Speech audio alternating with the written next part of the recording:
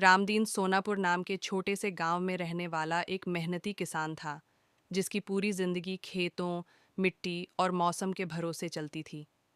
उसकी उम्र लगभग 50 वर्ष थी, लेकिन लगातार धूप में काम करने और रोज़मर्रा की परेशानियों ने उसके चेहरे पर समय से पहले झुर्रियाँ डाल दी थीं।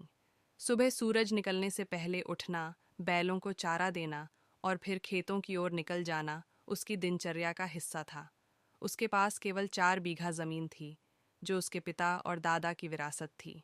कभी वही जमीन भरपूर अनाज देती थी और घर में खुशहाली रहती थी, तो कभी बारिश की कमी या ज्यादा पानी के कारण पूरी मेहनत बेकार चली जाती थी। उसकी पत्नी सीता घर संभालने के साथ साथ परिवार की मदद के लिए दूसरों के खेतों में भी काम कर लेती थी। उनका इकलौता बेटा मोहन पढ़ाई में आगे बढ़ना चाहता था और शहर जाकर कुछ बड़ा बनने का सपना देखता था। रामदीन खुद पढ़ा लिखा नहीं था, लेकिन वह यह अच्छी तरह समझता था कि शिक्षा इंसान की सोच और भविष्य दोनों बदल सकती है। इसलिए वह हर हाल में बेटे की पढ़ाई जारी रखना चाहता था। एक साल गांव में बारिश ने साथ नहीं दिया। नहरों में पानी नहीं आया, कुएं सूखने लगे और खेतों में बोई गई फसल आधी भी नहीं उग पाई। मजबूरी में रामदीन को साहूकार से कर्ज लेना पड़ा, लेकिन फसल खराब होने के कारण वह समय पर पैसा लौटा नहीं सका। साहूकार की रोज की तगादे और घर के बढ़ते खर्च ने उसे अंदर से तोड़ दिया। कई रातें उसने जागकर काटी, कभी छत की ओर देखते हुए तो कभी सूखे खेतों की कल्पना करते हुए। गांव के कई किसान खेती छोड़कर शहर की ओर चले गए। कुछ लोग दिहाड़ी मजदूरी करने लगे, लेकिन रामदीन का मन अपनी मिट्टी से अलग होने को तैयार नहीं था। उसे लगता था कि अगर वह हार मान गया तो उसके बेटे के सपने भी वहीं दफन हो जाएंगे।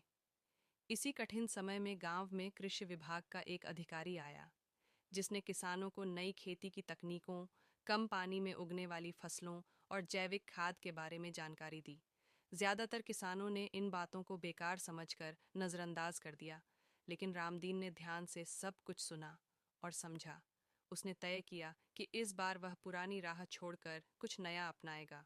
उसने रासायनिक खाद कम कर दी, घर पर ही गोबर और प्राकृतिक तरीकों से खाद तैयार की और ऐसी फसल बोई जिसे ज्यादा पानी की जरूरत नहीं थी। शुरुआत में लोगों ने उसका मजाक उड़ाया और कहा कि वह बेवजह मेहनत बढ़ा रहा है, लेकिन सीता ने हर कदम पर उसका साथ दिया और दोनों ने मिलकर खेत में दिन रात मेहनत की। धीरे धीरे मौसम ने भी साथ देना शुरू किया और रामदीन के खेतों में फिर से हरियाली लौट आई। उसकी फसल न केवल अच्छी हुई, बल्कि बाकी किसानों की तुलना में ज्यादा स्वस्थ और मजबूत भी दिखने लगी।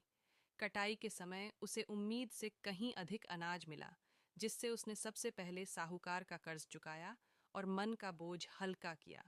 इसके बाद उसने बेटे की स्कूल फीस जमा की और घर की ज़रूरतें पूरी की। मोहन शहर में पढ़ाई के साथ साथ आधुनिक खेती के बारे में सीखने लगा और छुट्टियों में गांव आकर पिता को नई जानकारियां देता। अब रामदीन को लगने लगा था कि वह अकेला नहीं है, उसके साथ उसका बेटा और ज्ञान दोनों हैं। समय के साथ रामदीन की मेहनत और समझदारी की चर्चा आस-पास के गांवों में होने लगी। कृषि विभाग ने उसे एक कार्यक्रम में बुलाया, जहां पहली बार वह मंच पर खड़ा हुआ। माइक हाथ में लेकर उसने सादगी से कहा कि वह पढ़ा लिखा नहीं है, लेकिन सीखने की इच्छा ने उसकी जिंदगी बदल दी। लोगों की तालियों और सम्मान ने उसकी आंखें नम कर दीं।